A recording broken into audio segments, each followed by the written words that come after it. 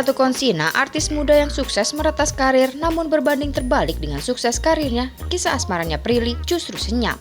Sebenarnya, apa yang membuat Prilly tidak menjalani kisah asmara? Benarkah Prilly membuat pria jadi minder untuk mendekatinya? Inilah yang dikatakan Prilly saat ditemui di Jakarta Jumat 9 April 2021. Kalau minder aku nggak tahu ya, kan aku juga nggak pernah tanya ke cowoknya, kenapa sih lu nggak ngedeketin gue, kan nggak mungkin gitu dong. Ya kalau emang cowok nggak ada ngedeketin, udah santai aja. Pemeran Khadijah di serial Ustadz Milenial ini pun berbagi kisah tentang asmaranya dan juga peran Khadijah yang dimainkannya. Ya pastinya sih kalau karena perannya berhijab, nggak ada sama sekali adegan bersentuhan, even bersentuhan tangan gitu. Karena kan kita juga menghormati karakternya Khadijah yang memang pemahamannya dia kalau suka sama orang yang nggak perlu bersentuhan, cukup dari tatapan aja, cukup dari gimana si Khadijah itu perhatian sama Ahmad, sekedar bawain makanan atau sekedar nolongin dia gitu. Jadi ya nggak ada pacar-pacaran sebenarnya adegannya di sini. Cuma penonton pasti tahu kalau Khadijah tuh cinta sama Ahmad gitu. Cuma ya dengan caranya dia gitu. Kalau untuk pribadi Prilly sendiri seperti apa? Kalau dengan cara apa? Kalau untuk pribadi Prilly sendiri seperti apa gaya pacaran? Ya pribadi aku sendiri sih, aku sih pacaran ya. Ya gimana ya, maksudnya ya ini hal yang sensitif banget. Cuma kalau aku belum ada di tahap itu. Aku belum di tahap itu.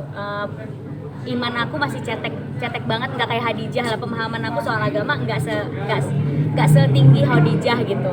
Makanya di series ini aku sambil belajar Islam, banyak ayat-ayat yang baru aku tahu, banyak pengetahuan soal Islam yang baru aku tahu. Walaupun aku dari SD juga sekolah Islam, cuma kan waktu masih kecil kan ya nggak banyak baca sedalam itu kan, apalagi soal percintaan mana kita baca waktu SD gitu kan. Jadi banyak tahu, oh di Islam tuh kayak gini cara mencintai orangnya, oh di Islam tuh kayak gini ta'aruf apa gitu. Itu juga suatu hal yang baru aku tahu gitu. Cuma kalau aku sendiri ya aku masih menjalani hal yang menurut aku normal, kayak pacaran atau apa. Kalau masalah itu dosa atau enggak itu urusan aku ya, aku juga nggak tahu itu hukumnya kayak gimana, masih cetek banget. Lantas, benarkah Prilly tidak ingin pacaran karena sibuk skripsi? Kelihatannya mungkin aku kayak nggak ada beban, nggak ada halangan apa-apa ya. Tapi padahal membagi waktu antara sekolah sama syuting tuh itu suatu hal yang paling susah. Apalagi di saat skripsi ini ya, kita harus revisi, harus berhubungan sama dosen, harus bagi waktu untuk bimbingan.